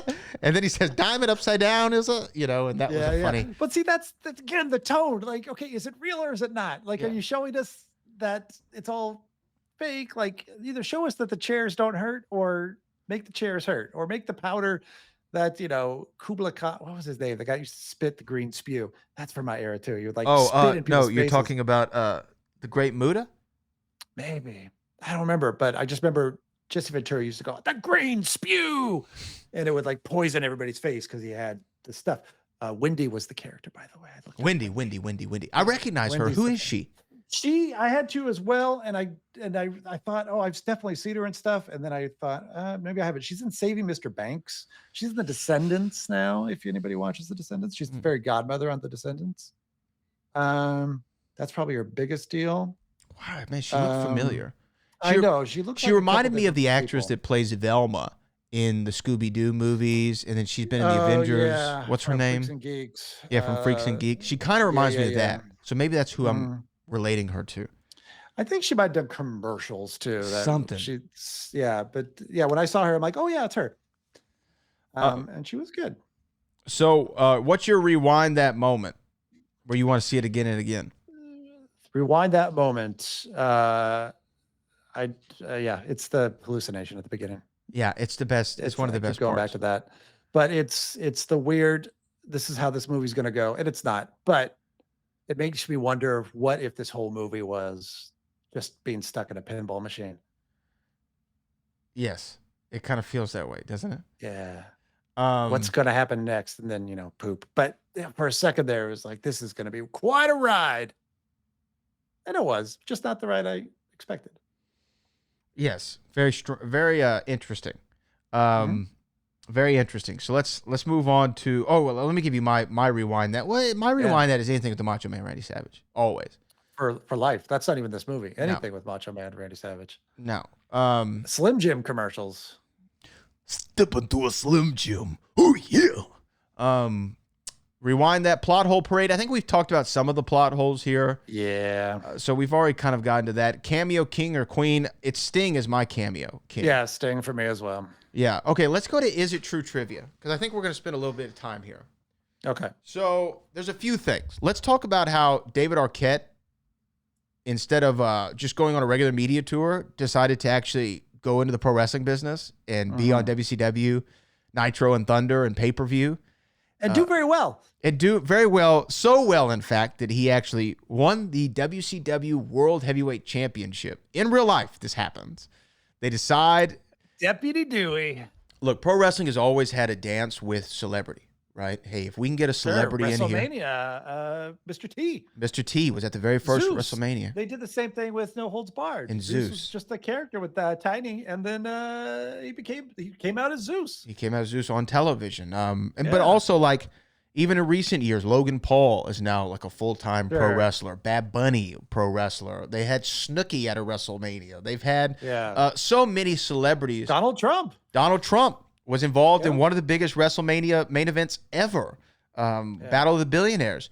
You had Johnny Knoxville a couple years ago, did a whole string of appearances for the WWF and had a great WrestleMania match. So all WWE, the people that are going to be in the cabinet very soon in this administration, you can list them all. They're all the same. Mr. T, Johnny Knoxville. Yeah, all of them. Yeah, they'll all be there eventually. So pro wrestling and celebrity is always mixed. So definitely for WCW, they always brought in celebrities when they could. Shaq had been involved in years before.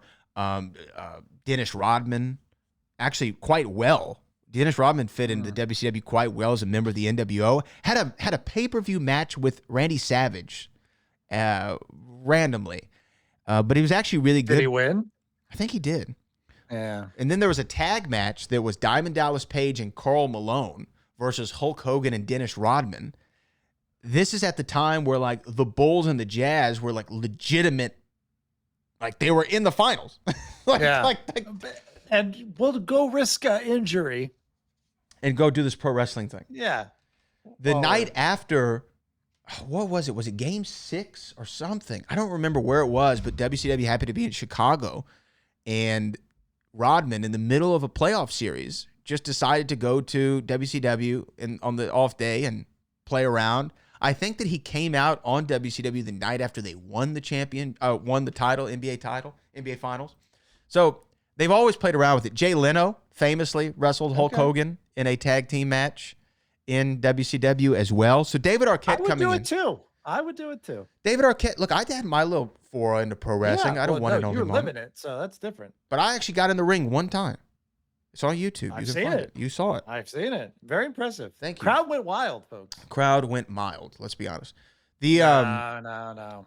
So David Arquette in WCW didn't surprise me. Him being the world champion was kind of a strange call. Took it a bit far. Like you would think, like as promotion, he'd show up once. Yeah, maybe once or twice. Maybe he's like, pulls the referee manager? out, or he's a manager, or like he has some kind of interesting spot. Does something sneaky. Yeah. Foreign object. So I believe it was Vince Russo, who was the name of the writer at the time in WCW. He was the lead writer for WWF for quite some time, and then he jumped ship to WCW. And he was known for having kind of off-the-wall ideas, such as, let's put Buff Bagwell's mom on a forklift and call it a Judy Bagwell on a forklift match. Let's have the San Francisco 49ers match. Let's have Viagra on a pole. Like let's do all these weird kind of matches, right? There's like a joke in the wrestling circles about Vince Russo, who did have good contributions to the world of pro wrestling, but had a lot of silly ones as well. He was clickbait before there was clickbait. Yeah, he was. It's like, oh, you got an idea? Put it on a pole. That was like what people say about Vince Russo. Just put it on a pole. We'll have a flag on a pole match. We'll have this on a pole match, right? He had the idea of putting David Arquette in this title match and make him the world champion. Big swing. And it was obviously crapped on by tons of wrestling fans forever. And then there's an interesting part, though, of this story. So David Arquette, this is a story that not many people know. David Arquette wins the title on Thunder, and he's in the locker room, and he's sitting there with the title in the locker room. And there's other wrestlers around, and he's sitting staring at it. And a wrestler who sits a couple seats down from him is the aforementioned Booker T. And Booker's getting changed, getting ready to, go to the next place, make the next town. And David Arquette turns to Booker and goes, "Hey, Book, how many times have you won the world title?" And Book goes, "I've never won the world championship." And he said, "I saw David Arquette kind of melt in his seat a little bit. Like, what did I just do?" Right? And the next week on television, David Arquette says, "I shouldn't be the world champion. Someone like Booker T should be the world champion." He says this on television. And then a couple months later, Booker T becomes the WCW World Heavyweight Champion at Bash at the Beach 2000, which, if you want to go down an interesting rabbit hole, Jeff, there's a little documentary I'll send you on YouTube about Bash at the Beach 2000. Because there's Hulk Hogan was the champion, worked creative control, didn't want to lose, left, kind of got fired on live television for real. And then Booker, who wrestled earlier in the night, was thrown into another match on pay-per-view in the main event for the title. It's very confusing. This all is real. Like, he didn't know that he was going to have to fight again, and they're like, "Hey, not so fast. Not so fast." Putting on his street clothes. So, real life, you should watch that, Bash at the Beach 2000. There's so much improvisation that I don't think anybody has any idea. Oh, how much it goes into. Because even the documentaries that I've seen, like Beyond the Mat, they talk more about how you can really get hurt. Mm-hmm. But maybe they don't want that much out there as far as the structure of actually writing or how much of it is made up on the spot. But I find that very fascinating that it's like improv comedy. It's just like, hey, I hope this works out. And you have to worry about what your partner's going to do. That's all. There's so much trust there. A lot of trust. That they're not going to suck and make you look bad, and you have to do the heavy lifting. But I'm sure that happens all the time too. We're like, ugh, I don't want to go in with him. He just kind of bounces. You hear about that with anytime towards the end of Andre the Giant's career. Like, he really wasn't doing much other than showing up. Yeah, well, yeah, but he couldn't. Yeah. No, I'm not saying because he was physically, a bad guy. It was just he was broken. Yeah, and he had shouldn't that agromegaly, I think is what it's called, the giantism. I think he had a tumor on his pituitary gland, which made him not stop growing ever. Yeah. Which is a rough gig. But yeah, so that David Arquette legitimately won the WCW World Championship. And here's some Is It True trivia. Around the time of this movie's release, David Arquette made a string of appearances for WCW television. In lieu of getting paid any money to him from WCW, he chose to give all of his WCW earnings to the family of deceased wrestler Brian Pillman. Brian Pillman tragically died early during his WWF run. And so he gave the money to his family, which is very nice. Lexus King, son of Brian Pillman, is now wrestling for the WWE. Martin Landau's character is based on, here we go, the legendary wrestling coach Stu Hart. Hart was almost elderly, but still strong and more skilled than people a fraction of his age, as Landau's character is. Oliver Platt accidentally struck Randy Savage in the face during the filming of a fantasy scene. The footage of the incident was shot over Randy Savage's shoulder and can be seen in the blooper reel shown during the closing credits. I did see that. Sure can. It's a good movie when there's bloopers. According to David Arquette, in a 2007 WWE.com interview, WWE superstar Shane the Hurricane Helms served as his stunt double. Martin Landau was replaced Jack Palance as Sal Bandini. So Jack was supposed to be the one. Look at that. Interesting. Scott Conn did all of his own stunts in the movie. And he's good looking.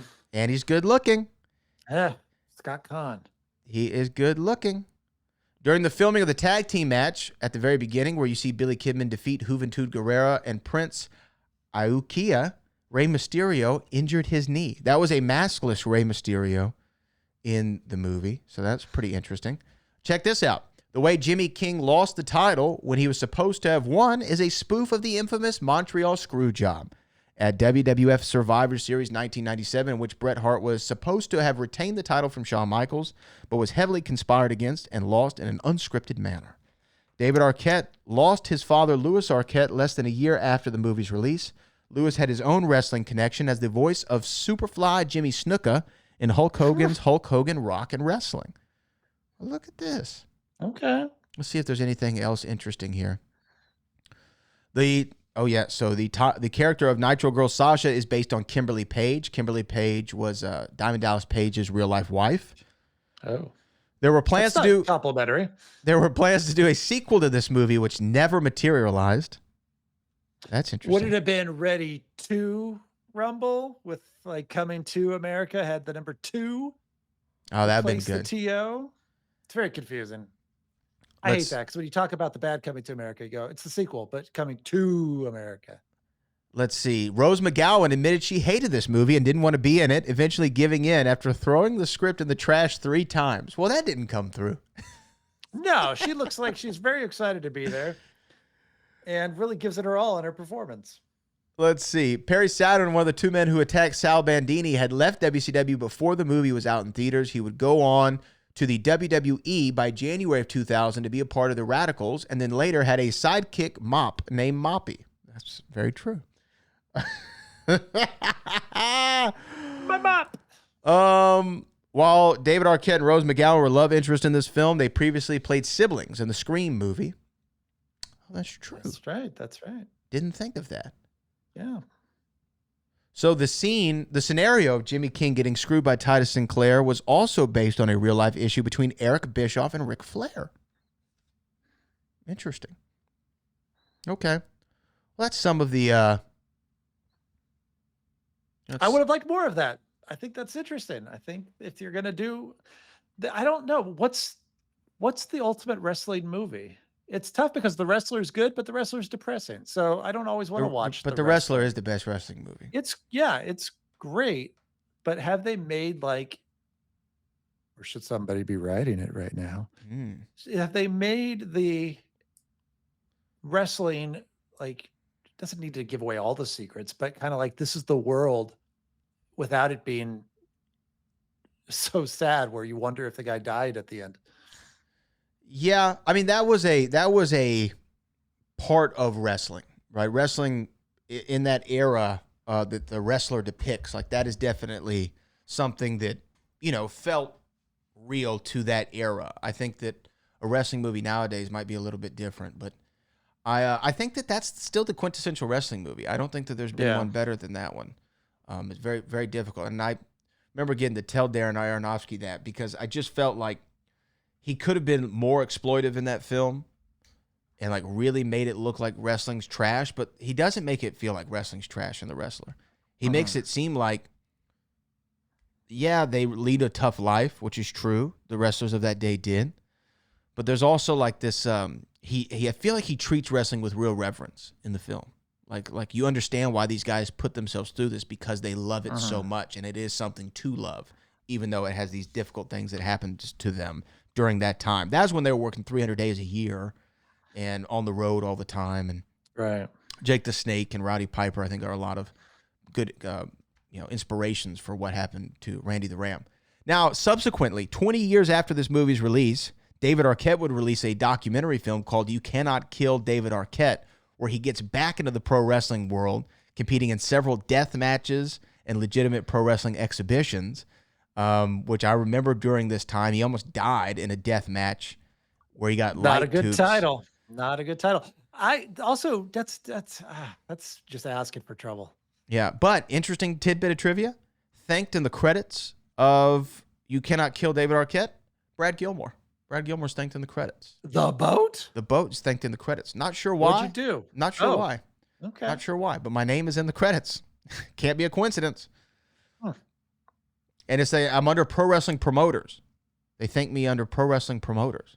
Oh, so you got a job and a credit. Yeah. You promote. Yeah, I guess technically. Yeah, technically. Yeah. No, you're on-screen talent. Yeah. You're talent. I'm talent and a promoter. Yeah. I'm all in one. Let's go to now. We done Is It True trivia. Okay, is this movie better with Jack Nicholson or Denzel Washington as the lead? Or do we make them Gordie and Sean? It becomes the bucket list. I hadn't thought about that. I was just gonna be bored and put Denzel as Sinclair, but no, I like that better. Like having them be elderly, and like, but like, no, okay, if they're like in the peak of their youth, right? Yeah. Jack and Denzel starring in Ready to Rumble. So now we have a time machine. So it's like, it's Jack Nicholson from Little Shop of Horrors and Denzel from Critical Condition. I like it. Okay. I'm trying to think of how would be better, yeah. how those sanitation scenes would play. Don't do it. You know. I'm not gonna do it. I'm not. Don't worry. Not gonna do it. Yeah, would it be Denzel in the? I think the he's porta Gordie. potty? I think Denzel's Gordie. Oh, Denzel's Gordie. Okay. No. I'm sorry. Jack's Gordie. Jack's Gordie. Yeah. Yeah, for sure. I think so too. I Um, want to see Jack on that motorcycle fly into the ring. My dad won't get off my back. Terrible impression. I can't do an impression of either one of them, and they're like two of the most impersonated people. And we talk about them every episode. Yeah, I'm like working. we should have picked names of like people we could impersonate. Should be like Jimmy Stewart and Macho Man Randy Savage. Okay, now let's do peak of their powers. The timeline peak of their powers. So I'm going to go through the cast, and you just tell me if this is the peak of their powers or not. Okay, David Arquette. Yes. Everybody else, no. But yes, Arquette. I think David Arquette for sure. I just think that this was like during the time where he was a huge star coming off of Scream. This is the peak of the Courtney Cox relationship. Yeah, eight-legged freaks. So I don't see him. I think he's great. I love David Arquette. I think he's funny. I think he's quirky. I think he's a weird dude, and I like him for it. Don't see him being the lead anytime soon. Unless it was some like weird independent movie. Certainly not a studio movie, but what's a studio movie anymore? You know, it's either a horror movie or a superhero movie. I watched a screener last night of a movie coming out that I just won't say yet, but he is in the movie. David Arquette's like in the movie. I was like, oh wow, hey, look, there's David Arquette. Look, Two movies in one night Yeah, with you Arquette. had an Arquette double feature. I did. Yeah, because he does Scream. Let's go Scream 2 in 97.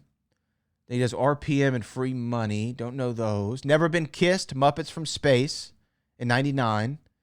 Then he does Scream 3, Ready to Rumble in 2000. 2001, he does 3,000 Miles to Graceland. That's an interesting movie. And then Eight-Legged Freaks in 2002. Then, yeah, I mean, I would say this is like in the middle of his run. So this is definitely He's now more nostalgia character of anything because when he came back for the Scream 5. Yeah, 4 in 2011, and then Scream 5 in 22. Yeah. Yeah. Although he is coming back in some way, which is interesting. Spoiler: he died in Scream 5, but he is coming back somehow for the new Scream 7. But a lot of people that died in Scream are coming back for Scream 7. Yeah, so maybe it's apparently the plot has something to do with AI and voices from the past. Okay, I'm down for it. Peak. Sure. Let's keep going with peak of their powers though. Oliver Platt. Oh yeah, where's he been? Is he still doing stuff? Oliver Platt's last credit was last year in Babes. He played Bernie in Babes. Bernie and Babes. A Merry Friggin' Christmas. I'm looking through Legends of Oz, Dorothy's Return, X-Men First Class. I remember he popped up in X-Men First Class. That was 2011. Was he peaking more 90s or 2000? Let's go back to the 90s real quick. Let's see. Okay, let's go from Three Musketeers. He was in Indecent Proposal. Always kind of the funny friend. A Time to Kill. Yes, I hope they die. Bulworth, Dr. Dolittle. Bicentennial Man. Okay. Then he did Ready to Rumble. And then, let's see. Anything else I recognize? Frost Nixon. He did Frost Nixon. Okay. That was a good role. Love and Other Drugs. I remember that one as well. That is the Jake Gyllenhaal and Hathaway vehicle. Has there ever been a starring Oliver Platt? I don't think since this one. This is he wasn't even top billing on this, but he was second from the top. So this might be the peak. Oh, he's in The Bear. He's in that show, The Bear. Okay. Plays Uncle Jimmy. I haven't seen that show, but I know a lot of people talk about it. It's, yeah. Oh, and he got a SAG award for that. For cast? For Outstanding Ensemble. Okay. Nominated for an Emmy. So, yeah. Okay. I'd say peak. So he's back. Yeah, I think we're in a renaissance. We're in a Platt renaissance, I think, right now. Scott Conn, I'd say no, not peak of his powers. Yeah. Because he'd go on to do a lot bigger movies after this, and then even have like a memorable run on Entourage. He's in Hawaii Five-0 now. Landau on Entourage too, I believe. Landau was in Entourage. Yeah. Is that what is it? What is his character's line? His name is Bob. Is that something that might interest you? I think is what he says. Oh my gosh. Yeah. Yeah. Wow. I used to watch Entourage. Yeah. Let's see. Louis Arquette, who was in this movie, who was the patron of Scream. Yeah. Scream. The first one. Yeah. Or Scream 2. No, Scream 2. He's in Scream 2. It was nice for him to be in this movie. I'd say, not peak of his powers here. I think that was kind of prior to Caroline Rhea. I would say no, right? No, would that be Sabrina? I think that's Sabrina. Witch? Sabrina. Yeah. And also in the pilot of Curb Your Enthusiasm in the same year, I believe. Oh. Or actually the year before. She was in a television special of Curb Your Enthusiasm. He's respected by comedians a lot. Yeah. And I don't know if she's ever done for the masses what she needs to do. What she's done for the comics. Yeah. I agree. Let's see. Joey Pants. I'd say no. No, but I think I don't think he's peaked. I think he's just always Joey Pants. He's just a plateau. Yeah, I don't think he has ups or downs. I think he's just always Pants. I think you're right. Because that's a good career to have. He's always working. He doesn't need to be, and Joey Pants is the star of anything. He shows up and you go, okay, good. We're good. You're in good hands. Yeah. I agree. I like Joey Pants, man. I'm a big fan of Joey Pants. Let's see who else. Martin Landau. I'd say that this is coming off of his peak. Yeah, this is on the way out. This is on the way out. This is on his way out because, you know, he won the Academy Award finally for Ed Wood, like we talked about in 94. Yeah, that was like peak 2. That was his comeback. And that was his comeback, yeah. He got to work again, kind of like in a Travolta way, where now people saw him again, and then maybe he took too much. But look, like he was happy to be working again, and almost a Bela Lugosi kind of way, just happy to be working. Well, like he wins an Oscar in 94, and then 6 years later, he's Sal Bandini in Ready to Rumble. It's not like it was a great run there for Landau. I'd like to point out that this was Brad's pick, and that's what he said as far as the comment. Well, I mean, about look, if Ready we to go Rumble. from winning an Oscar I to guess being in the back of a Hummer limo in a hot tub with Booker T's wife, with Booker T's future wife. Yeah, I was a big fan of the Nitro Girls. Big fan. Let's see. Okay. Why? I don't know. Okay. Here's an interesting one. Rose McGowan. When was Charmed? Charmed was 01 through 06, so right after this. I think that might have been peak. Yeah, I think. When you're was right. she with Marilyn Manson? It was kind of had to be in that run. Probably at the same time. So I didn't know who she was until Scream. Mhm. That's 96. Mhm. And then she got to be the hot stuff there for a while with like Mhm. Jawbreakers Mhm. and yeah, she had a good run there in the late 90s. So this might be on her way up, but it's not a good role for her. And when you say that she didn't want to do it, it shouldn't be that obvious that she was miserable, but that did not surprise me. I will say, I'm looking at her things. She did Ready to Rumble, and then we're talking about film credits. Then she did Black Dahlia in 06. That was kind of a big movie at the time. She was in Grindhouse, both of them. Oh yeah, she was. Yeah, mainly the Robert Rodriguez, The Planet Terror. Planet Terror. But she was in Death Proof. Cherry Darling. And then she was in Machete, which is another Robert Rodriguez. Well, did she not break up the Robert Rodriguez marriage? I believe. Wait, This isn't a gossip show, but I believe I don't know about that. He was married to the woman who produced all his films, Robert Rodriguez, and then she was Cherry Darling in Grindhouse, and then she kept like popping up and stuff. I think they had a relationship for a bit, and I don't know. I don't want to say the wrong thing about Rose McGowan.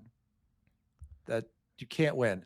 No, but, no, they were engaged at one point, according to her Wikipedia, and then they split in 09. Okay, there you go. And maybe she wasn't the reason for the breakup, but I believe that's the rumor. That was the rumor. Yeah, that's just Austin, Texas gossip. Well, I will say respectfully to Rose McGowan, I don't think peak of her powers, but she was throwing 1,000 in this movie. She looked great. She did. She looked great. If Oliver Platt doesn't necessarily blend in with the wrestlers, she did blend in with the Nitro Girls. She did. I agree with that. Couple more here. Okay, change the genre. What would you change it to? All right, because I definitely thought the characters should be younger. I decided to make Ready to Rumble a 1980s John Hughes movie. Love it. And used the John Hughes character, usual actors in the roles. So Gordie is now Anthony Michael Hall, and Sean is now John Cryer, and John Candy plays Jimmy King, and Paul Gleason, the principal from Breakfast Club, is Sinclair. And then a couple actors from the era that weren't in John Hughes movies, but I thought they could fit in nicely. Jamie Gertz in the Sasha role. She could be like a little edgy, and she will steal a square of toilet paper for you Seinfeld fans. But she's also Star in Lost Boys. And then, for Sal, I decided if it was made in the 80s, it would be very fun casting to go with Burgess Meredith and just flat out do his Rocky Mickey character, but have him be training John Candy as Jimmy King. And then same story happens. It takes place at Shermer High School. Okay. First off, both recent alums of the Collection podcast, John Cryer and Anthony Michael Hall. You can check those interviews out. I will say this. I wouldn't change the genre because I think I like it in the comedy sector. Sure, yeah. Allegedly, comedy sector. But I'm going to update the cast for 2025. Okay? Cool. You ready? Yep. I'm gonna go high brow. Okay, so you remember how Franco, and he's not my pick, but remember how James Franco was both like Academy Award level actor and would do silly comedy movies? Sure. He had that energy, that playful energy about him. Okay, so check this out. As Gordie, I'm casting Timothy Chalamet. His partner in crime, Tom Holland. Okay? It's going to be hard for me to tell them apart, but okay. Chalamet and Holland, top level. Okay? Sinclair is John Hamm. Nice. Also alumni from the Collection, I believe. Also an alumni. Yeah, Collection alumni. Yeah. John Hamm. Yes, of course. I'm putting John Hamm as Sinclair. The wrestlers in the movie are WWE superstars, excuse me. So the main bad guy is the current 17-time world champion, John Cena. And then the good guy who tries to help the Jimmy the King character is going to be Roman Reigns. Jimmy the King is going to be played in this film, right, in this movie, by none other than Booker T. Just throwing it out there because he was King Booker. Booker. Let's make it real. And how's his acting chops? Pretty good. He's in a horror movie I think I've told you about before. You need to check it out. Penance Lane. Check out Penance Lane. It's okay. He could pull it off. He could definitely pull it off. Does he want to play a washed up alcoholic wrestler? Probably not. Yeah. But I'd believe him as one. But that's range. But you would show him some range, believe him in the wrestling aspect where I didn't believe Oliver Platt. And the Sasha character, Rose McGowan, played by Kylie Jenner. A little stunt casting there because of the Chalamet relationship. Makes sense. Okay. Yes. And hopefully it doesn't become an Affleck, Jennifer Lopez thing where everyone's sick of them by the time this version comes out. I think that we're getting close. That we're getting close. So we better make Ready to Rumble 2025. Yeah. Immediately. Yeah. Ready to Rumble 2K25 is what we would call it. You know what I mean? Best use of food or drink. Still Ready to Rumble. Best use of food or drink in the movie. Is it not the purple Slurpee? Yeah, it's the. I wrote slushy, but I think it's the same thing. Or is it when he gives Rose McGowan the bananas instead of flowers? I'll go slushy. I didn't like the Rose McGowan romance. Yeah, that bothered me. Well, I like when he's like Buenos Nachos, right? And then she's like, "Oh, do you speak Spanish?" Took it in high school several times or something. And then she goes, "Are you fluent?" And he's like, "No, I feel fine." Gosh. That's what you have to look forward to, Chalamet. Oh, come on, Chalamet. You can do it. Chalamet, yeah. Let's see. Did you do a in credit song? Yes. Okay, I didn't get to it. So what's your in credit song? So I was inspired by the Motley Crue song that the Nitro Girls, I believe, dance to. Girls. It's a classic. So I wrote, usually we're supposed to go 90s and have it be like a 90s in credit song, but I decided to go 80s and do a song called Watch Out for Sasha. And I just have a verse and a chorus, but it goes a little something like this, Watch Out for Sasha. So imagine the Motley Crue guitar riff, and it says that she's dancing so raw, which is not, that's WWE, but it's a little wink. I like it. Dancing so raw and chasing the fame. She ain't on the card, but they all know her name. She knows just how to make you feel like a man, but she's got herself a scheme and you ain't part of the plan. She's fire on stage, got you locked in a cage. You better watch out for Sasha. She's got nitro moves that'll be your doom. You better watch out for Sasha. She'll make you her king till you feel her sting. Watch out for Sasha. That's it. That'll be on the new song, the new Ready to Rumble 2K5. I like it. And this is about, so now we're adapting it to Kylie Jenner. I like it. I like it. And I don't even like that character, but she inspired. Sometimes like you people you don't like inspire art. The I'm gonna go home and sleep with my wife award for who won the movie.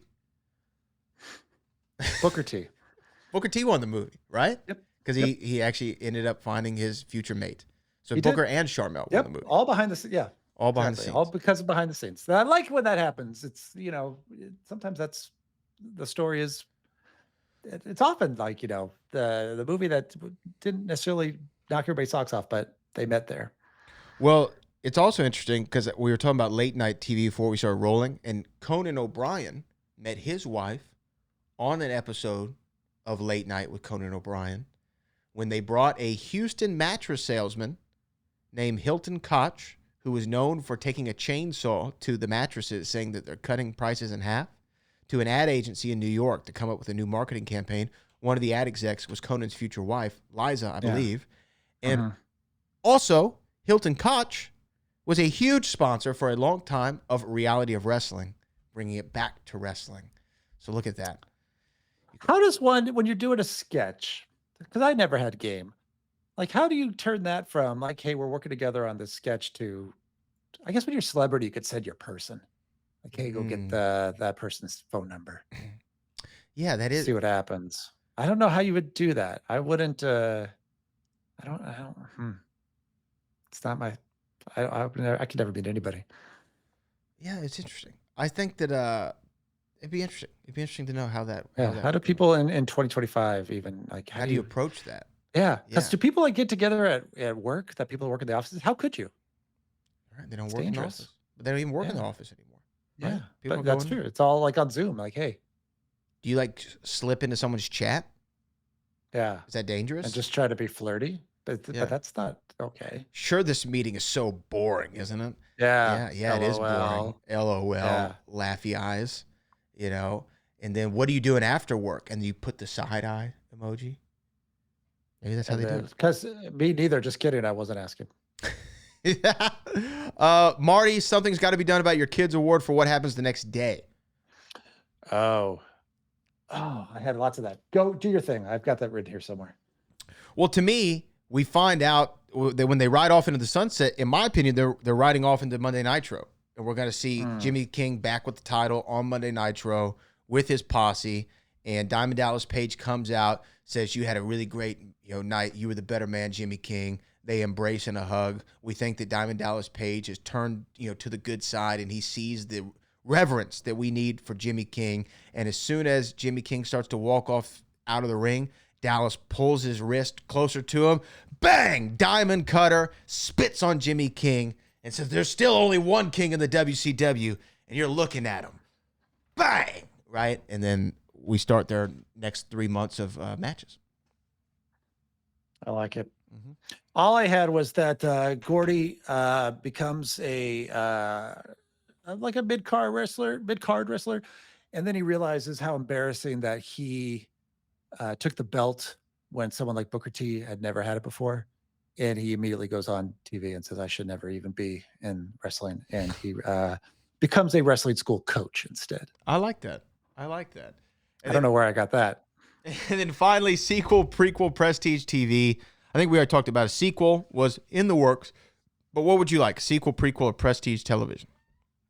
I'm going to tie it into sometimes we talk about if we recast the movie with like Saturday Night Live people, or whatever. I'm going to do that in a fantasy world where it's like a reboot, but using cast members from past and present, and some that aren't even alive anymore.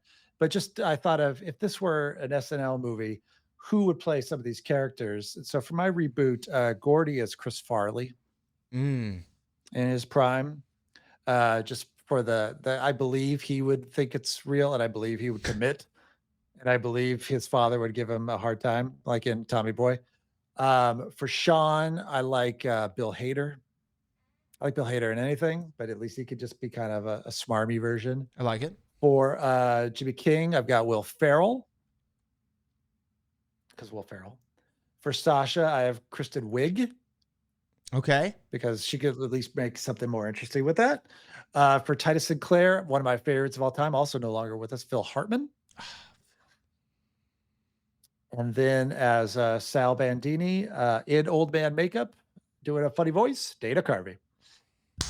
And Sting is still Sting. Sting, I would not change. Sting has always got to be Sting. Sting just retired. He's going to have to be, last year? Well, he's going to have to come back for either the reboot in My Fantasy World or for the Netflix Ready to Rumble series, because Netflix has wrestling now, so they could do it. So further reading for this, I would say definitely check out You Cannot Kill David Arquette, Wrestling with Shadows, and the Dark Side of the Ring Bash at the Beach 2000. That would be my further reading for anybody out there who wants to dive more into the world of WCW, pro wrestling, screw jobs, and David Arquette in wrestling.